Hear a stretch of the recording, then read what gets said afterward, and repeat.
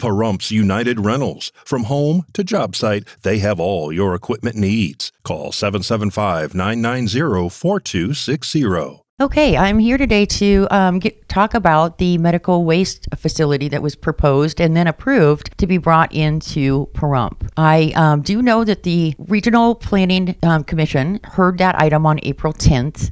It does appear that it was correctly agendized, so it was, available to the public in the proper amount of time, but it certainly wasn't highlighted as something that was going to be coming up before the board. So it went in as any other agenda item would go into the RPC. The RPC had some really good questions about the impact that this medical facility would have. The first part about that was there wasn't a formal presentation, although the applicants did have people at that meeting that were able to explain some things. One of the primary things that they explained was the medical waste being treated in this facility is not biohazard material. So it is material that they say could go into a landfill like ours with no treatment, but this is a state-of-the-art facility that would take it and create two different kinds of fuel additives and then this biochar leftover debris that would be be going into our landfill, at least initially. So all of that was pretty well explained during the process of hearing. However, what wasn't explained was the impact that this is going to have on our roads. And we had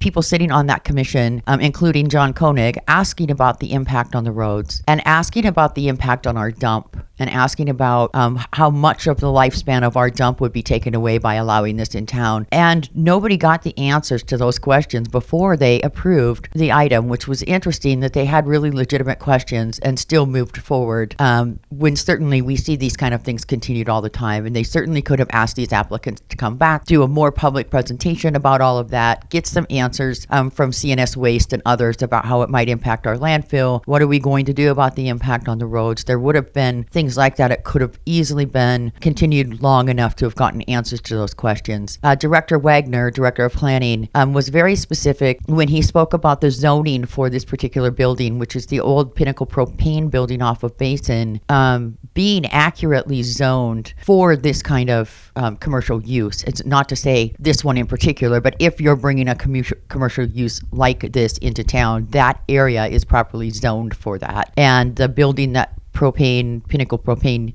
was in is the building that, in fact, this company entered into contract for, and then I believe purchased. Even at the time of that hearing, they expressed that they had purchased that building. So after that April 10th date, nothing happens. No one hears anything until over a month later, when some of the public became aware of this item having passed and began to really generate some interest in why it had passed. The timing on that is unfortunate because it happened after the 30-day appeal limit that's available for this. So if the RPC does something, there's a 30-day limit to appeal that to the county commissioners. That had already passed by the time that the public became aware. And so we do know that it's created quite a quandary. We're not exactly sure how to overcome that. I do know that our district attorney, Brian Kunze, is looking into that. There might be some material things that we can say weren't covered in the hearing, so we want reconsideration. And I will say, as the public came to the Board of County Commissioners on Tuesday, this past Tuesday, the chambers were full. It was 2 hours of public comment at that meeting against bringing a medical waste facility in and asking the commissioners to find a way to look at this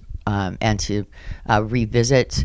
I think that certainly better education, better presentation to the public, and then allow acceptance or denial based on better and deeper information would be helpful, not to have had 4 people make this decision without accountability to the county commissioners. And I think that this is a really great example. As I've said before, the county commissioners is where the buck ends, and the county commissioners are responsible for what's happening at the advisory committees level and with their staff. And so rightfully so, it should end at the county commissioners. And the public did a very great job of expressing that to the commissioners.